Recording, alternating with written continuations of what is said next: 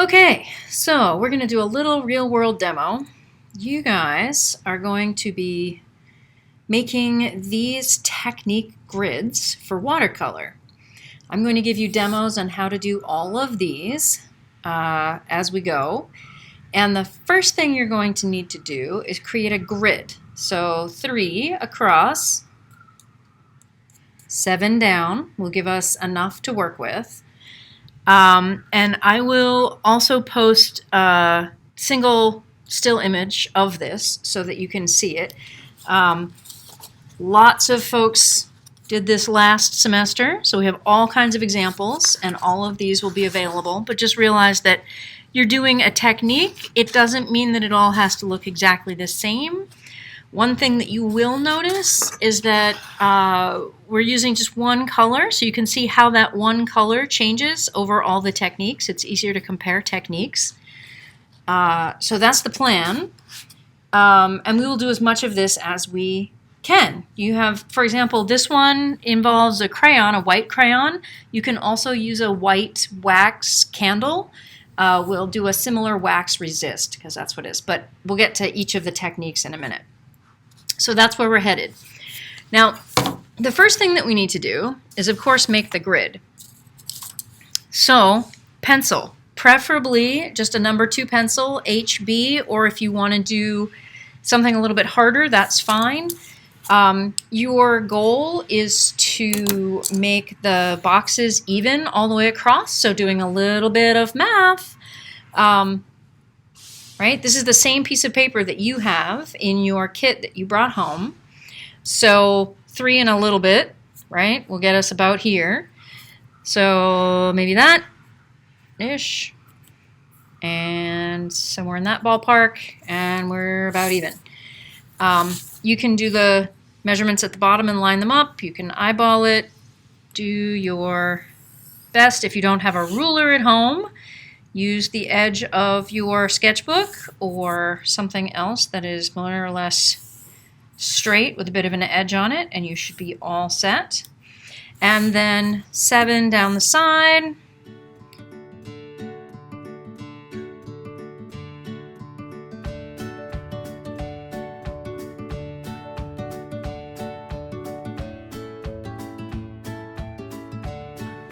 Okay.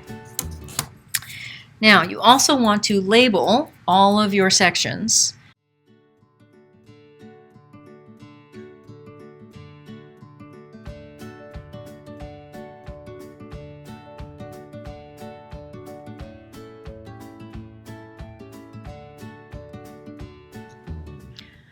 Okay.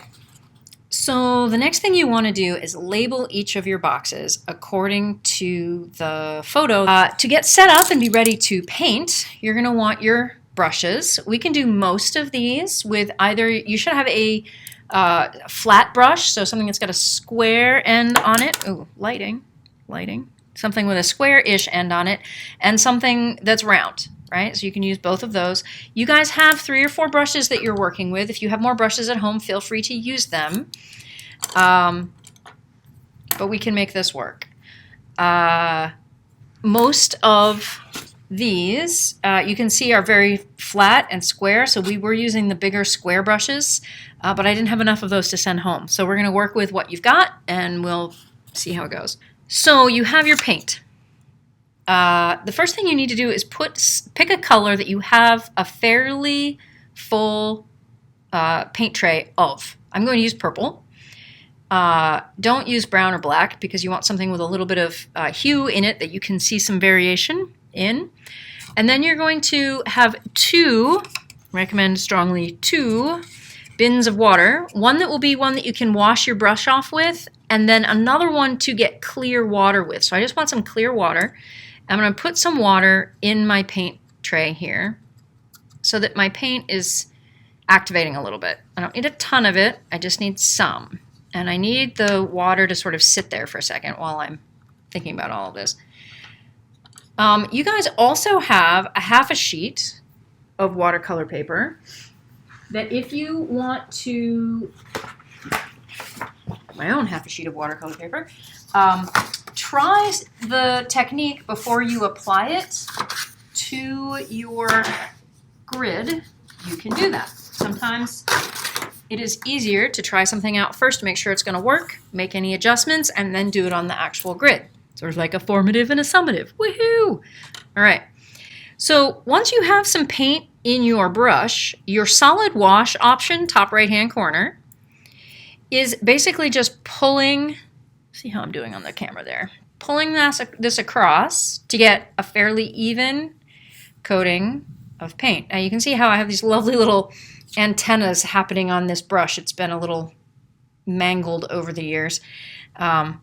But the idea of a solid wash is that it's all the same and all one color. You want some water in there, but not a ton of water. You don't want it so dark that you can't see the paper through the color. It should be lighter than the paint in the paint tray. What we'll find is when we do opaque in the bottom right-hand corner, this will be darker. And just for comparison, we'll do it right here. Do this, get a little more paint in there and a lot less water. In fact, you're also going to want paper towels or tissues at hand. Luckily, I have some right here so that you can take some of the water out of the back end of your brush, right? See how that can work? If you want it to be less watery, and then you can load up with a little more paint here. And you'll see the difference between the solid wash and the opaque. See how much darker that is? And even that's not totally solid opaque, but it's much darker. And again, I could have even less water in my brush for that and make that even darker, right?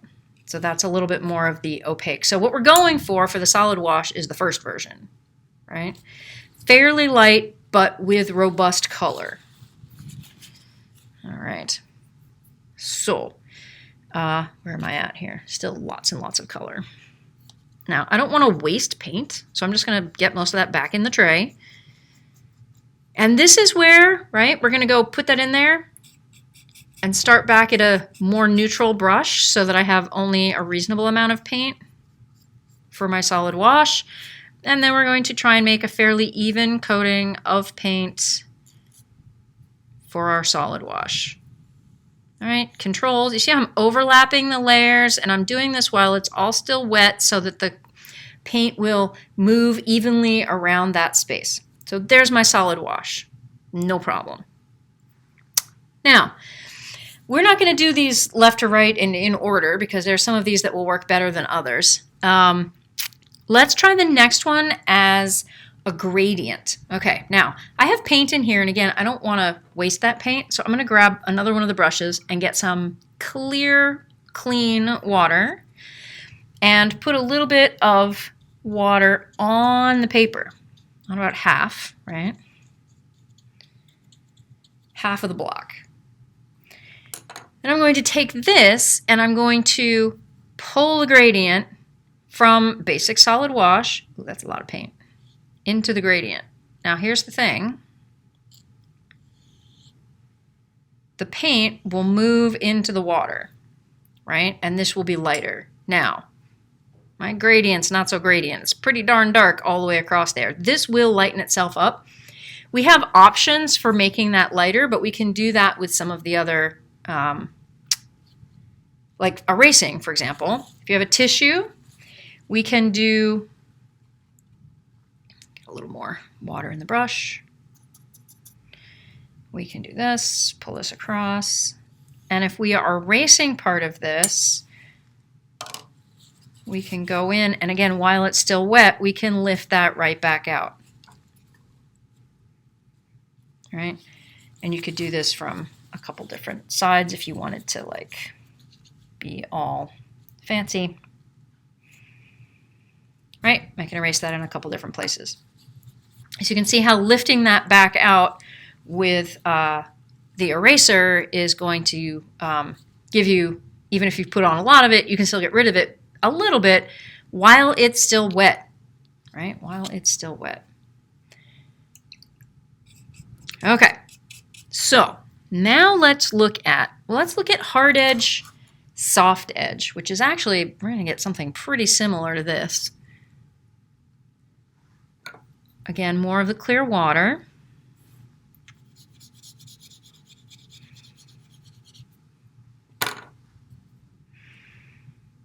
And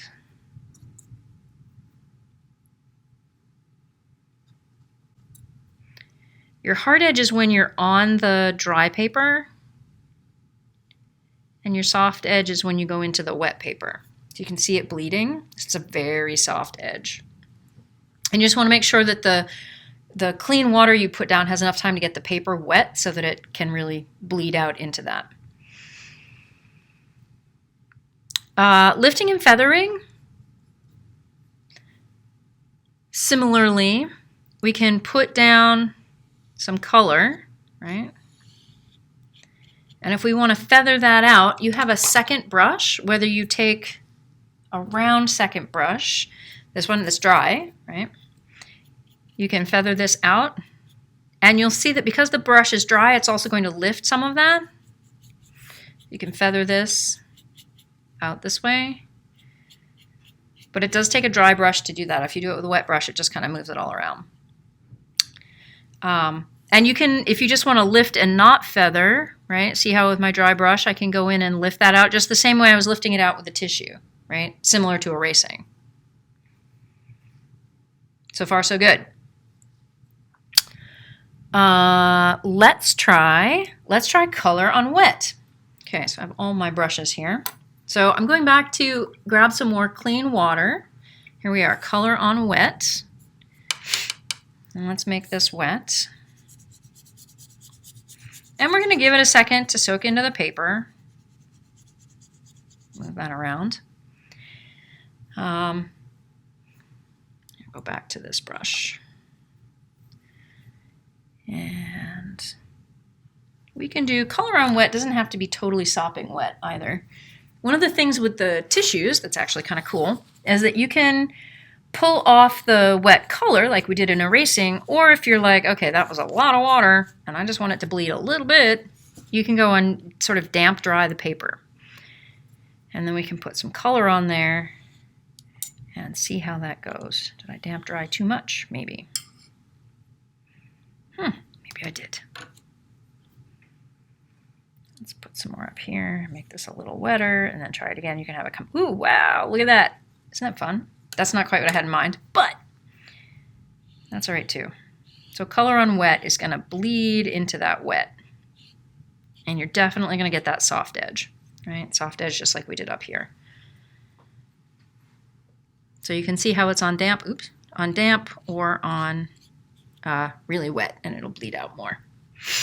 We can do a push out. So if you want to do something like feathering, only the feathering is going to happen with the brush out at the edge. Again, I'm going to take a lot of the water out of my brush. A lot of water in the brush. And we want, the thing we want, here we go, with the push out, right, is that we have that sort of feathery dry look. Feathery dry look. In order to do that, we kind of need a dry brush. Okay, so when you're doing this, please bear in mind, if you are on a sealed surface, you might still want to be working on top of newspaper. If you put this down on a table, maybe not the best plan. Just make sure you're not doing any permanent staining damage to anything at home. Yay!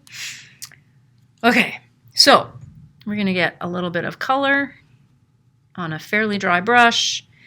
We're going to put the brush down, and we're going to take this and sort of push across and out, right? You can, with a flat brush, you can kind of push out this way if you need to move some of the paint around, but there's sort of a couple ways you can go about that.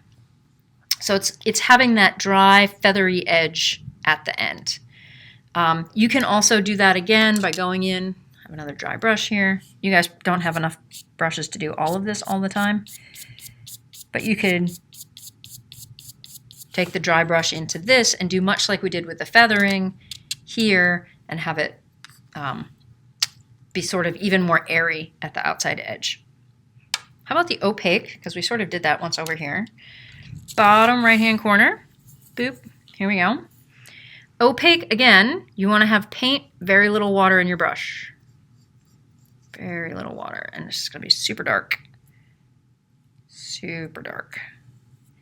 And opaque just doesn't have the transparency to the paper that the watercolor usually does. That's one of the things that typically people working in watercolor really like, the transparency of it, which is maybe why you would use that instead of acrylic, right? There's a bunch of reasons, but for the final effect. So there's a nice dark opaque version. Let's also do glazing. Starts with your solid wash. So again, that medium range of tone. And we're going to put that here on the glazing one. A little bit of water, bit of color. Let's see where we're at. Somewhere in that ballpark. Not a ton of water, but that'll be fine. So glazing is a two-part process, and it's a thinner color. And then we're going to put a second thin color over it. So it's, again, playing with that transparency of watercolor. And we're going to use this a lot in the project. So it's a good thing to practice now. So we're going to try this. Give yourself enough so we can do a couple of things here. And you can see it's maybe a little bit lighter than the solid wash version. Oops, stuck my finger in it. Also a good choice. So not too dark, right? And we'll play with that more in a minute. But we need to let it dry in between bits. So that'll be drying. And brush size really is can be anything color-wise. Again, back to a solid wash. Brush size. This is this brush size. This brush also has the capacity on edge, particularly if it wasn't quite so fluffy, to do something a little bit narrower, right? Can you control the width of the paint you're putting on? And that might be one, you guys, I might have given you also a smaller, even smaller than this, right? So the ones that are rounded and come to a point, you may have the capacity to do something even smaller. And this one is going to have that rounded edge as opposed to the flat edge that you're going to get with the other type of brush. And it might also be smaller at the back end. So different types of brush sizes, see what all your brushes will do. The next two that we can do are sort of a pair effort. We have scumbling and we have dry. So scumbling is where you have, and I think I'll just do it with this one because I've already got paint in it. A fairly dry brush, not super dry, but fairly dry. And you're basically trying to get the paint and the water out of it. It's kind of what that feels like, but it's doing this kind of a thing. All right, leave some open space so we can see how dry the brush gets. Then by the time the brush is dry, you can go over to the dry brush, see the coordination here, and do this. So it'll be less paint, and you'll see the texture of the paper through the dry. Right? Let me bring this up. Maybe we can see a little better. So scumbling has same technique, a little more water. Once you get the water out of it, but before the paint totally goes away, you can go over and do that on the dry side. You can do that because now my brush is fairly dry, and I'm going to go back to the sort of the edge of my paint tray where the water is not, but the paint is soft because it's been sitting with water in it. And you can have a darker dry brush. Maybe I should do some more scumbling with that, right? There's water in there. There's a lot of water in there. Bloop. I want paint and no water. There we go. Paint and no water. And then this, there we go. You can have a much darker dry approach, right? So you can see where we've got the darker dry and the lighter dry, and this was me trying to be quick about it and having too much water. Oopsie. But you can do that on the scumbling bit, right? So back and forth. This should just show your experimentation with each of the different techniques and see how it goes. And again, you can try it first here, small little area, because you're going to run out of paper if you're not careful, and then move on from there. Let's try wet on wet. I'm going to get most of the color out of that. Oh, that's a little purple, not too bad. Okay. So wet on wet, again, we did color on wet. If we do wet on wet up here, we can do a couple of colors, right? And what do I want to bleed into my, how about we bleed blue into my purple? I don't know. I'm going to need my blue to sit here and get wet a little bit before I do anything with it. I don't have very much blue left. That's for sure. Okay. So we can do some wet purple. Right? See how that's bleeding right there? Now it's just a little bit, and it's going to keep going. Clean that off. And if I go in here and I grab some blue, and then we bring it blue over here, right, we're going to bring those two colors right together. Wet on wet. I can get a little more color in there too if I want. So it's amazing how that watercolor just bleeds right out. After the surface is wet, the color is wet, you've got two wet colors coming together. There's something a little bit similar with bloom in that, I'm going to put the blue down first since I already have the blue in the brush. Let's see, where am I? Up here. Bloom, we can do a similar thing, and we're going to pull this out here. Right, I'm going to get a little more water. Bloop, bloop, bloop, bloop. There's my blue in quite the puddle. And then I'm going to go clean the brush. Purple. Similar deal. I'm going to pull it right over here, and we're going to let that just hit here. And the bloom is what's going to happen on its own as the two colors mix, right? I was really careful about just bringing them up and just barely touching them, and then you'll see how the colors mix here on their own. When we have two totally wet surfaces, they're going to blend a lot more. This is just where a little area comes together. You can see how that works. You can do this wider. This is more like the wet on wet, right? Where the two colors are coming together this way. If you could also do wet on wet down here, we could put like a little dot of the wet purple on top of the wet blue, and you can see how that plays out too. So that's another option. See how it bleeds into the other one. It's the fun thing with all these techniques is you can do them so many different ways. Okay, we have a few left. Let's try negative painting. Now, negative painting is really where you are painting around a space. So you can think about if I want to paint around, I don't know, triangles, leaving it blank. Okay, and you can see how this, it's a nice hard edge because it's on dry paper. My brush has a nice edge to it, so I have some control on it. Fabulous. Let's say, right, you want that kind of a space. Same deal. As you go, see, one of the things you'll find with painting, you want to make sure you get right in there before it all dries out. Otherwise, you're going to have that edge. So you see it as an outline as opposed to a negative space in a bigger space. All right, so we're trying to make that blend out so it doesn't look like we just outlined it quite so much. Oops. Still looks like an outline. Ah, well, not so bad. Leave those blank spaces. Can you control the paint when you put it down? Not a lot of water in the brush. Dry paper for a nice hard edge.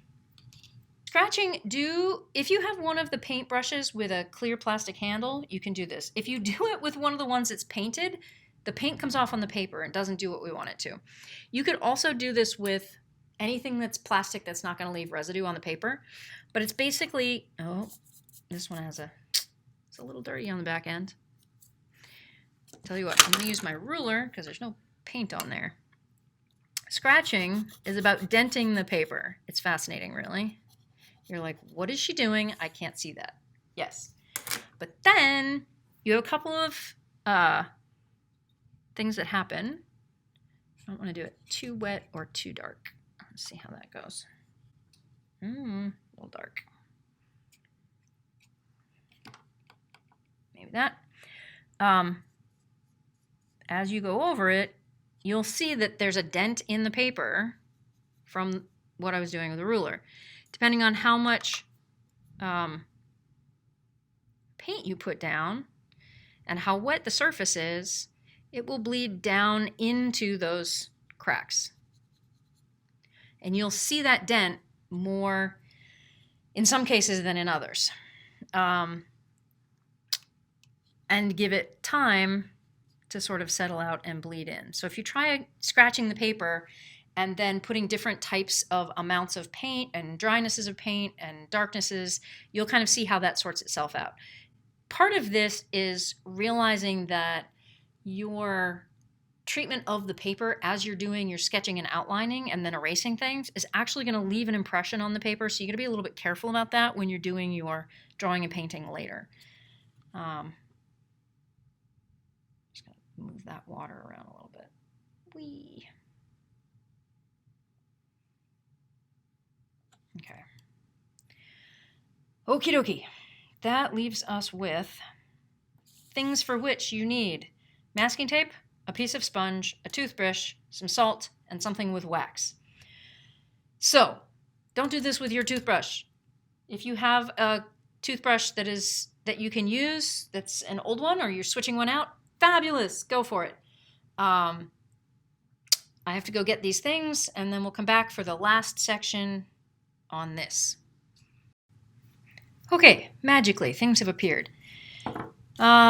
Let's start with the crayon. So if you have a white crayon, not a colored crayon, or if you have a white candle, that will also work, or paraffin wax, that'll work just fine too. Maybe even better, actually. If you want to do, a lot of folks last semester ended up doing their initials, because that way they sort of had their name on their work and I could tell whose it was. That will work.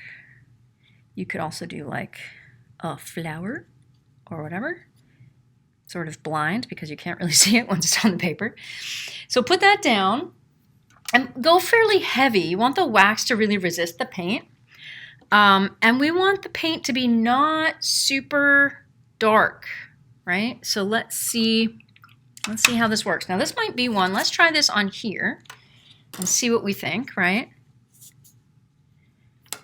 See what we think. So what happens if we get some water and some color and we go over it, right? We don't want to do, if we scrub at it too much, we can eventually paint it in. We don't want to do that. We want the wax to really resist. So we're just going to go right across it. Now, if we have more water, what happens?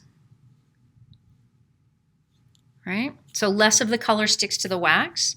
You could go in with your wet brush and add some water to the wax, and it'll sort of like clean the wax off a little bit. Right? If there's still some paint in there. The divots are the texture of the paper, right? So figure out how that's going to work for you. So maybe kind of medium, a little bit of water, a little bit of, and then it's just a matter of doing this sort of solid wash over the top, right? So you see the whole thing. And if you want to on this, try a couple of different darknesses. Oh, we've got some issues with the darker, right? So just so you can see how that works differently. And what happens if we bleed back in and do like half and half? I don't know. Kind of interesting. How much control do you have? How much control do you want? This is already wet. Do we put some darker colors and have it go right up to the edge? Do we add a little more water to some of this stuff and see where it bleeds to? We get all kinds of options. It's the fun part, right? Messing around with the color. And this is where, too, maybe we go back into if we accidentally cover it up some, can we add more water? Can we then clean the brush off? Squeegee it out. Squeegeeing.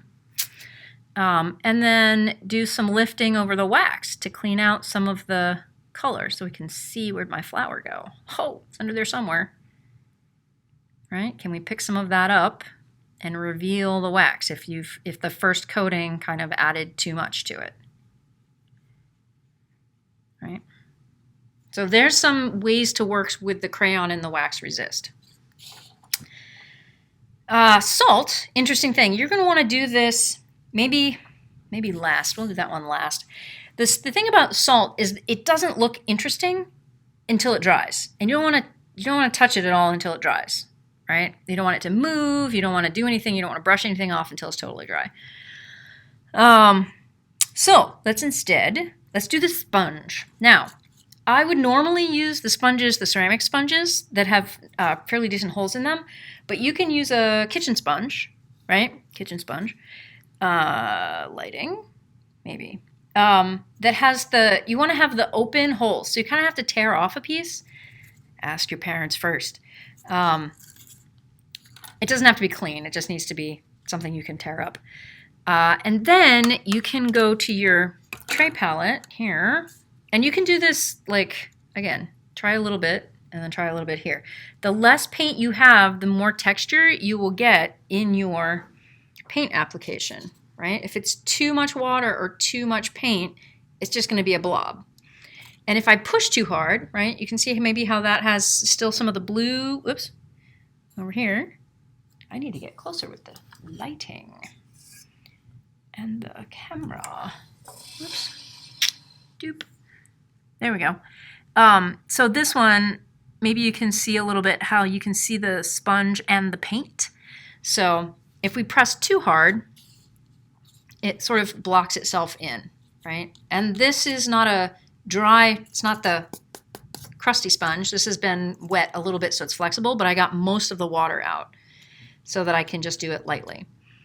So that balance of how much paint and how much pressure and how much water will give you a whole range of options for that.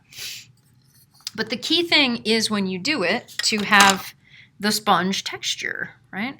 The other thing about sponge texture is if you do this bloop, bloop, bloop, bloop, it's very much like in Photoshop when you copy and paste the same thing. Whereas if you move this around in all different directions, it has a much more randomized organic effect. So bear that in mind as you do your sponge section, that you put it in different directions. And maybe try a little bit that's darker just to see how that goes, right? So you have some contrast and differences going on. So that's the sponge one. Now, the toothbrush one is a lovely way to make a mess. I'm going to put a little more water into my palette. See how we're doing here. Yeah. And this. I'm going to leave this a little dry, and we'll see how this goes. So we want the paint. You are definitely going to get paint on your fingers. And you're going to flick down and away, right? So there's one version of toothbrush. Flicking tiny, tiny little dots. Purple thumb. Yeah. The other thing is that you can actually, if you put a little more color and water on it, you can actually paint with a toothbrush if you want some texture-y, linear things. You can also have, like, push it out and make some texture, brushy texture that way. So you can paint with any number of things. You can paint with a toothbrush, you can paint with a Q-tip, you can paint with a watercolor brush. It's a matter of control and what kind of mark it makes. So you're welcome to experiment a little bit. Again, you have the extra piece of paper here to see what else you can make marks with, because it's all about experience, right? So we have a couple left. The masking tape one, it works much the same way as negative painting.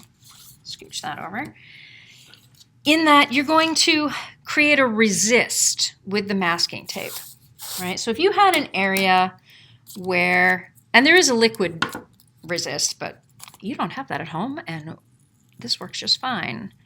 Let's say you had an area like you know how on a balloon or a bubble there's a white highlight, a specular highlight? Maybe you had a specular highlight that you wanted to have on your bubble. And you want to mask that off. So when you're painting, you don't have that little bit, right? So maybe we'll do that down here too. then, oh, well, whatever it is you like. And you can try it with bigger shapes and bigger areas or thinner areas.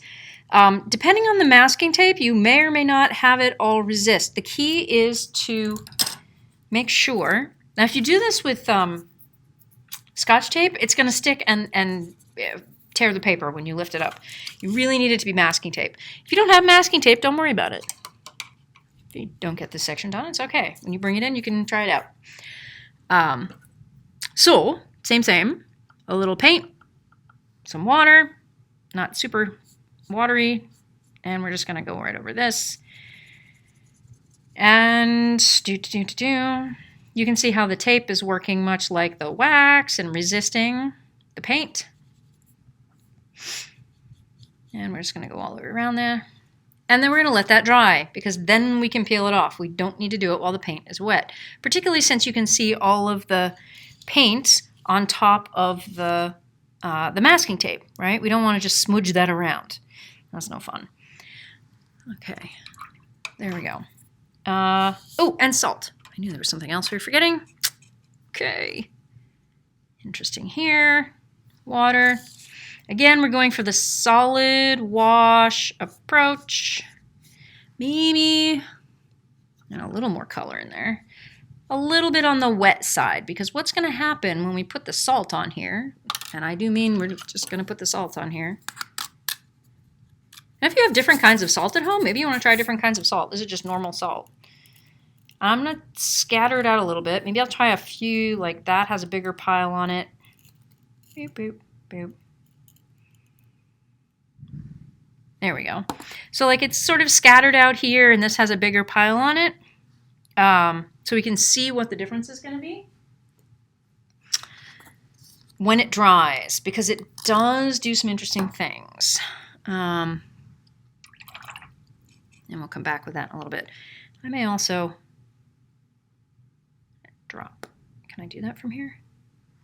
I just added another drop of water on top of some of the salt, just to see. So let's see what happens.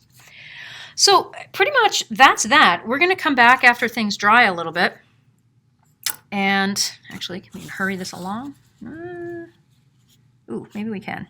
I'm just going to clean off the masking tape. With the light here, it's actually drying pretty quickly. Yeah, it's still damp a little bit, but mostly dry. And then with the masking tape, just when you peel masking tape off, peel it really close to the surface of the paper, okay? So like, don't lift up, but pull it back along the masking tape, kind of like this, right? So it's flat. And that way you're less likely to tear the paper. Secret art teacher tools. Okay, and then get right under there. And then the same thing, if you just pull it back towards itself, this should peel right off.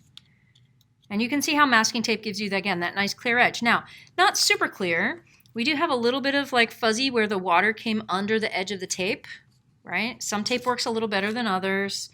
Maybe I had a little too much water in the brush. And if there is a lot of water too, it'll sit up against the edge of the tape, and you'll have that sort of like darker outline thing going on right there at the edge. So some different things to think about.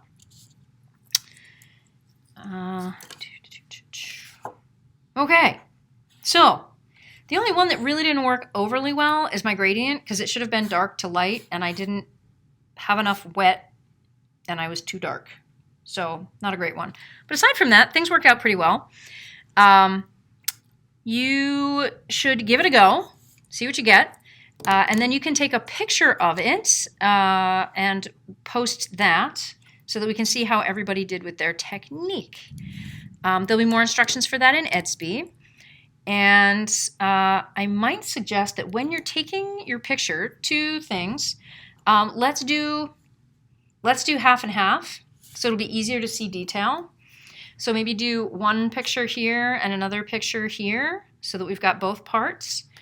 And make sure, like if I tried to do this now, see how I have dark shadows? You don't want dark shadows. So you can do this up against a wall, right? So just like when we photographed your sketchbooks or a couple of other things as we've been working, we want to be careful of aligning the lens of your camera, your phone, and the work so they're flat together. And you're going to crop and expose properly and make sure I can read everything. And we should be all set. Okay, I forgot one. I forgot to go back in and finish glazing. Glazing is a two-part process. So you have the lighter than the solid wash, right? Solid wash, lighter. And then we're going to take a second color. Clean brush, clean water, second color. I'm going to go back to the blue because that's what I've been using for everything else. And again, not too dark, so double check. That's fairly light. That will work. Glazing is what happens when you put your second color over your first one. A little bit more. This will be a little bit darker. Do another one. A little bit more. And you want to make sure you're putting the color going from side to side over the dry color underneath. You can see this was a little bit wet. It picked up some of the purple here, but these parts were dry enough until I put my finger in them. So you can see with the glazing how the two colors interact. And it looks a little bit different. I need to wait for that to... If you get super impatient, hairdryer. See if we can get that mostly dry here. Mostly dry. You can then also see what it looks like to go the other way. Oop, too much paint. With the purple over the blue, looks different than the blue over the purple. Right? And again, wet on wet is going to start to lift that out. But that'll give you a couple different ideas. With the project, we're actually going to do glaze layers because you can also go in and glaze to make things darker. So if I put purple over purple, you can see the second layer makes the first layer darker. So that's another option for your glazing. Definitely try it on this grid with the second color so you can see the difference. But then also try a little bit where you see two layers of the same density and how where they overlap makes it darker and how you have an edge between the two layers. That's something we're going to work with when we get to the project. Fabulous.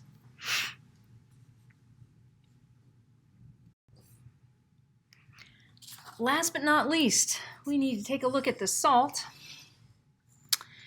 After it has dried, we can take the salt off, and then you'll see the cool little decorative bits that you get because the salt dragged the water in and gave you some little dots of color and little speckles where the color went away.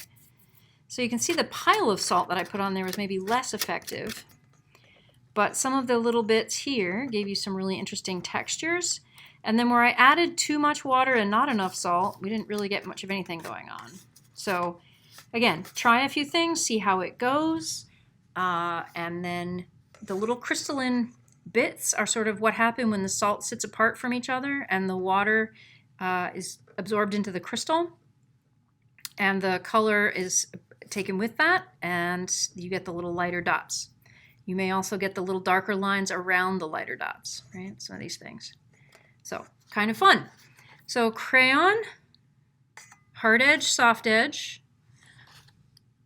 Right, let me do this from here. Let me see this. Oh, that's better. Solid wash.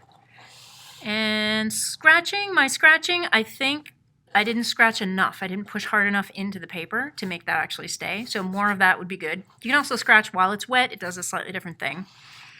Lifting and feathering. The gradient, again, my gradient didn't work out so well. Look at the examples in the Google folder for better examples. Salt, I still have salt all over my fingers. Bloom, which is where put one color up next to the other one. Both colors were wet, but the paper was dry. Erasing, a fairly dark solid wash, and then lifting out with tissue. Remember to do the scumbling before you do the dry, right? So this gets out most of the color and the water, and then this lets you do the dry brush with some paint. This is a wet brush on a wet surface, so color on wet. Pushing out the edges into the feathery bits. Your toothbrush can do all sorts of fun things. The little tiny speckles to painting and texture.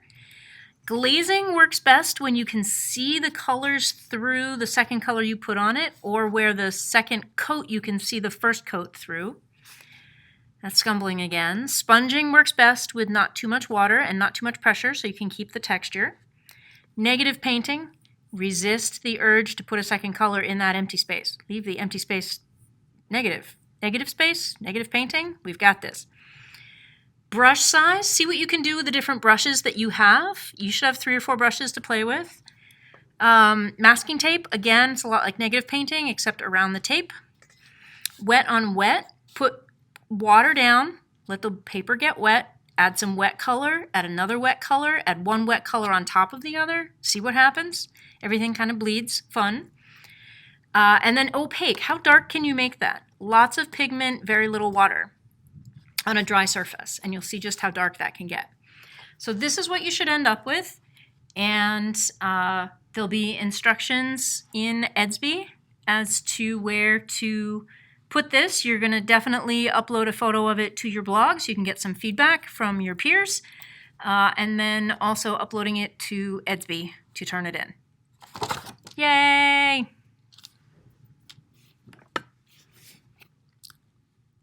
Talk to y'all soon. Okay, just an FYI, don't forget to clean your brushes, and please clean them pretty well. You don't want the brush to have paint in it when you're done, right? So clean it out in the dirty water first, then go to the clean water, and we see there's no color coming out. And if you look at the brush, there's no color in and around where the hasp and the bristles come together. So make sure all the paint is out of that. And then you can squeeze the water out, and then you can dry this upright, just like that, in a cup, right? That'll be fine. So please do that for all the brushes. Again, wiggle, wiggle, wiggle, get all the paint out. Double check, looks pretty good. Okay, put it in the clean water. Shouldn't have any more paint coming out, pretty much. You can see this is where the last person who was using white didn't get all the paint out of the hasp. Not a lot we can do about that now, but try not to contribute to the issue. If you're using acrylics, it's a much bigger deal. Again, squeeze the bristles, get the water out, and then dry upright. I'm going to put those in a container here momentarily. Same thing here. There you go. Make sure we don't have a lot of paint coming out. Telltale. And again, you can see the last person who did acrylic with this kind of had paint everywhere. Yikes. Dum, dum, dum. So please take care of the tools and materials, right? You're going to be bringing these back to me. And hopefully in good shape so that we can use them in April as well. Clean that right out. Oof. Somebody used that with acrylic. All kinds of fun. Clean, clean. Fabulous. All right, squeeze the bristles. Happy camper.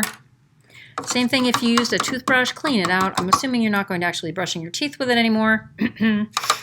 But make sure you get all the paint out so you can use it again later if you want. This one, maybe do that one last. It's more likely to have some paint left in it still. And then you have your sponge, right? You might want to use your sponge to clean up, say, the top of your paint tray. Just to be a little wiggle, wiggle there. Again, this is all paint from the last time somebody used it. Watercolor is pretty good about reconstituting. So you can clean this up pretty easily. Do that. Make sure there's not a lot of water left in here. Don't worry about getting it out, but just let it air dry before you close it up. And then you can clean out your sponge last in the water, because once you do that, there's all kinds of color in the water. And you may want that piece of sponge again. So again, reduce, reuse, recycle. Don't just assume you're going to throw it away. You know, I only have so many kitchen sponges that you can go through here. And then save these. And again, if you can dry these upright in a cup, your piece of sponge, keep everything together, you should be all set. And I'll have another video with part 1 of the project when we are ready to do that. Oh, and wash up with soap and water so all the paint comes off your fingers. Bye.